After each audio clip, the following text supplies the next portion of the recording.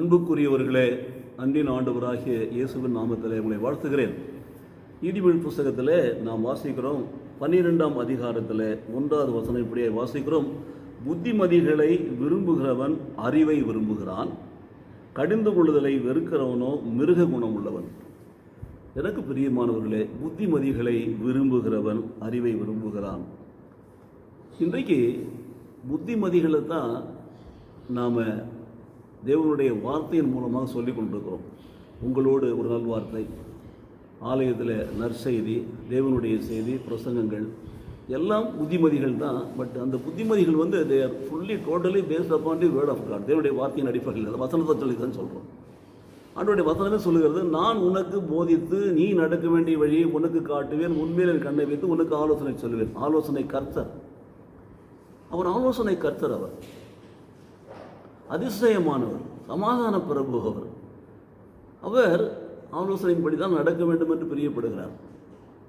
அவருடைய வசனம் நமக்கு விளக்காக, வெளிச்சமாக இருக்கிறது. உம்முடைய வசனம் என் கால்களுக்கு தீபம், என் பாதைக்கு வெளிச்சம் என்று சங்கீதக்காரன் சொல்கிறார்.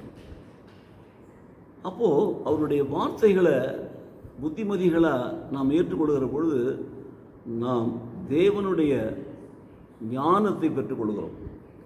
அந்த ஞானம் நமக்கு புத்தியை கொடுக்கிறது. தேவன் யார், எப்படிப்பட்டது என்பது ஞானமாக இருந்தாலும் அந்த ஞானத்தின் மூலமாக நாம் புத்தியை கற்றுக்கொள்கிறோம். ஸோ புத்திமதிகளை யாரெல்லாம் விரும்புகிறார்களோ அவர்கள் அறிவை விரும்புகிறார்கள்.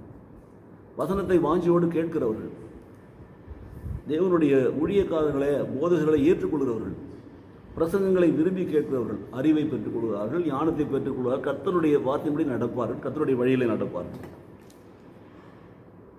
அது நண்பகலில் பிரகாசிக்கிற சூரிய பிரகாசம் போல இருக்கும் அவருடைய ஆலோசனைகள் எல்லாம், அவருடைய வழிகள் எல்லாம் பாருங்கள்.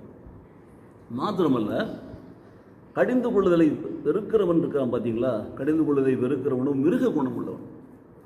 அவனுக்கு ஒரு அறிவு கம்மியாயிடுது பார்த்தீங்களா. இவனுக்கு மனுஷனை அறிவை தேடுறவனுக்கு 6 அறிவு இருக்கிறது, பகுத்தறிகிற அறிவை பெற்றுக்கொள்கிறான்.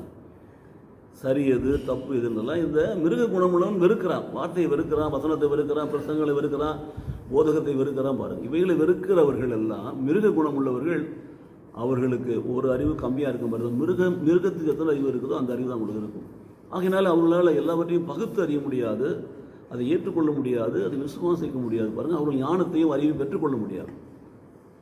எனக்கு பிரியமானவர்களே, ஆண்டவருடைய வார்த்தைகளை நமக்கு அறிவிக்கிற பொழுது, ஆண்டவருடைய ஆலோசனைகள் நமக்கு சொல்லப்படுகிற பொழுது அவைகளை மன விருப்பத்தோடு கேட்டு நாம் ஞானத்தையும் அறிவையும் பெற்றுக்கொள்வோம். கர்த்தர் நம்மை ஆசீர்வதிப்பாராக.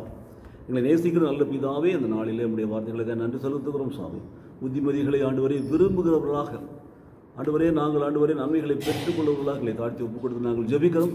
ஒரு நாளும் புத்திமதிகளை வெறுக்கிறவர்களாக வைக்காமல் எப்பொழுதும் விரும்புகிற பிள்ளைகளாக எங்களை நடத்தி எங்களை ஆசீர்வதியும். இயேசு கிறிஸ்து நாமத்திலே பிதாவே, ஆமென், ஆமென்.